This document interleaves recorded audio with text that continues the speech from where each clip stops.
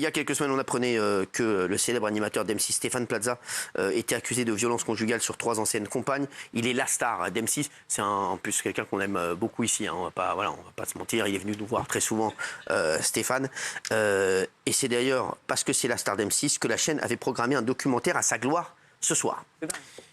Seulement, ce soir, il y a aujourd'hui des personnes et des collectifs qui sont allés manifester devant M6 puisqu'ils voudraient que ce documentaire ne soit pas diffusé. Il y a de nouvelles informations qui sont tombées. Regardez déjà la manifestation devant M6. Plaza, agresseur, M6 complice. Plaza, agresseur, M6 complice. Plaza, agresseur, M6 complice. Plaza, agresseur, M6 complice. Plaza, agresseur, M6 complice. Plaza, agresseur, M6 complice. Bon, il y avait quoi? Il y avait une trentaine de personnes. Voilà. Donc, est-ce que 30 personnes comme ça peuvent influencer le choix d'M6 ou pas du tout? Pas du tout. Pas du tout. Donc, le documentaire va être diffusé. Le documentaire va être diffusé après une première émission de Stéphane Plaza d'ailleurs. Et ce qui est, en fait, c'est un appel d'Alice Coffin qui fait partie du mouvement écologiste qui a été fait il y a 2 jours pour que ces jeunes femmes et ces jeunes hommes viennent manifester devant M6. Alors, justement, aujourd'hui, ça a un peu rebondi sur Stéphane Plaza. Qu'est-ce qui se passe? Alors, une enquête préliminaire a été ouverte aujourd'hui par le parquet de Paris.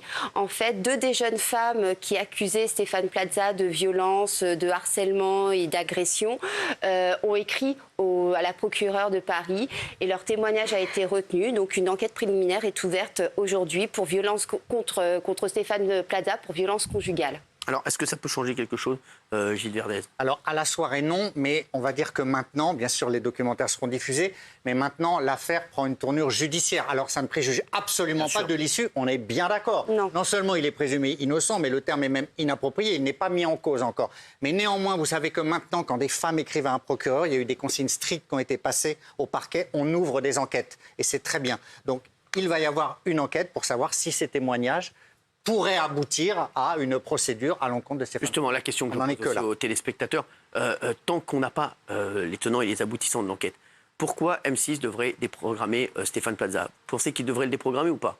Moi, je trouve que c'est le fragiliser, lui. Moi, personnellement, je trouve que cette soirée, elle est malvenue. Voilà. Parce que pour lui, c'est compliqué. Et pour les plaignantes, pour les fans, c'est compliqué aussi. Je trouve que le recherche appartement-maison, ça va. Mais ce documentaire sur lui, avec son père, etc., je trouve que c'est malvenu ce soir. Ça aurait été mieux pour moi de différer. On pourrait dire aussi, bravo M6, aussi de soutenir pour l'instant. Alors eux, ils soutiennent totalement. C'est leur animateur star. Ils ont une enquête. Moi, je trouve qu'ils sont nickel au niveau de la procédure. Je pense que si l'enquête mène derrière à des... si elle mène à rien, M6 il va continuer à travailler avec Stéphane Plaza. Si elle mène à quelque chose, il sera sûr qu'M6 Bien sûr. D'autant qu'ils ont diligenté une enquête interne aussi, M6. Hein. Donc il n'y a rien à dire sur M6. M6, donc là, ils font leur boulot. Ils disent pour l'instant, il reste à l'antenne. Il reste à l'antenne. Il n'est pas mis en cause officiellement. Donc... Qui est d'accord avec ce collectif qui pense que Stéphane Plaza ne devrait plus être à l'antenne? Est-ce qu'il y en a ici autour de la table ou pas du tout? Non. Yann, oui. Moi, je pense que c'est quand même extrêmement douteux de mettre en cause la parole de femmes qui ont témoigné. Alors, ils ne remettent pas en cause puisqu'ils attendent la fin de l'enquête. Oui, mais dans ces cas-là... Non, mais par précaution d'une part et par respect pour toutes les femmes qui, le soir, regardent M6 alors qu'elles ont pris une raclée par leur mari ou leur conjoint, j'aurais été directeur d'M6, j'aurais évité de programmer un documentaire, comme l'a très bien dit Gilles, qui est susceptible de faire de Stéphane Plaza quelqu'un d'intéressant et de modèle. Si c'était une émission lambda comme il faisait d'habitude, il n'y a pas de sujet. Mais une émission à la gloire de quelqu'un dont des femmes disent, et pourquoi est-ce qu'on ne les croirait pas qu'il les a frappées, sachant qu'il n'y a pas pire sur Terre que quelqu'un qui frappe une femme, on est bien d'accord là-dessus.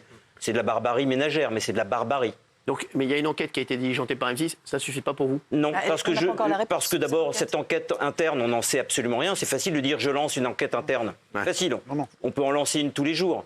Par précaution et par respect, par respect, je pense que le signal qu'aurait envoyé M6 aurait été plus doux, plus intelligent, plus respectueux envers les femmes, qui sont aussi des spectatrices d'M6, plutôt que de préserver les intérêts de M. Stéphane Plaza, qui passe bien après la cause.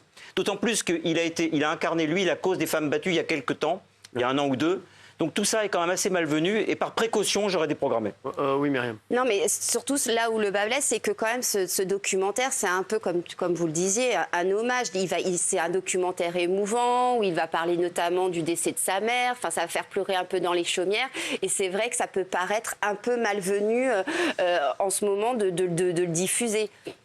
Alors, oui. Il y a une histoire assez similaire, et je rejoins aussi Yann concernant les femmes, bien évidemment que leurs voix sont extrêmement importantes et qu'il ne faut pas les mettre de côté. Il y a une histoire avec Gilbert Rozon qui était effectivement juré de incroyable talent et qui avait été accusé de viol et attentat à la pudeur, et il a été acquitté. Exactement. Il avait dû quitter justement l'émission, et derrière, il a été... Gilbert, que Ça ne j'embrasse. préjuge en rien la culpabilité des gens. évidemment.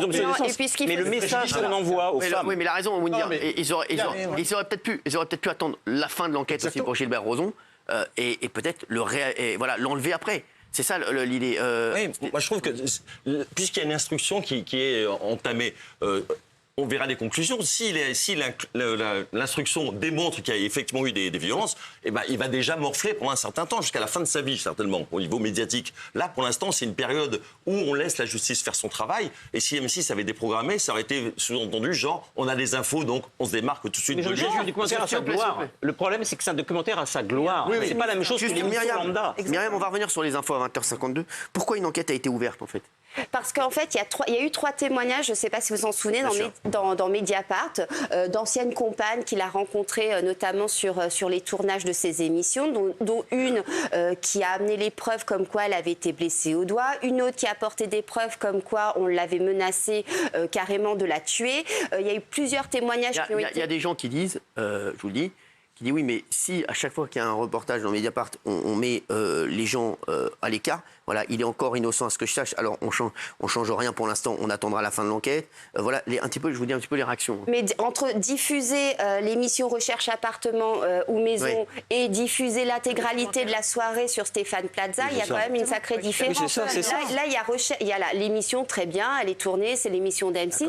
Après, c'est le documentaire avec son père qui est beaucoup plus intimiste, où ça peut effectivement gêner certaines personnes. C'est même de la provocation. On n'a pas envie de pleurer aux événements familiaux de Stéphane Plaza s'il y a un doute sur le fait qu'il frappe les femmes ou pas. C'est aussi simple que ça. Si c'était son émission habituelle, il n'y aurait même pas de débat, Cyril.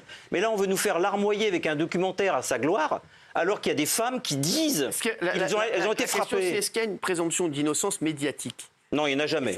C'est ça ? Il n'y en a jamais de présomption de médiatique. On ne fait pas ce documentaire. Non, je dis simplement qu'effectivement, c'est très violent le tribunal médiatique parce qu'il n'y a pas de présomption d'innocence. Les droits des accusés médiatiques sont bafoués. Et c'est pour ça que c'est très important de dire que Stéphane Plaza est présumé innocent. C'est ça. Simplement, comme on veut faire de cette soirée une sorte de soirée où il est mis en relief comme le héros d'une soirée, et quelqu'un qui va manifestement nous montrer ses fissures, ses faiblesses, et que manifestement il va y avoir des passages émouvants de ce que j'ai compris. On n'a pas envie d'être ému par quelqu'un dont on nous dit en ce moment qu'il frappe les femmes. Ça veut dire que il est présumé coupable. Non, je dis simplement qu'une soirée à sa gloire n'est pas une bonne... Merci à vous, merci Myriam.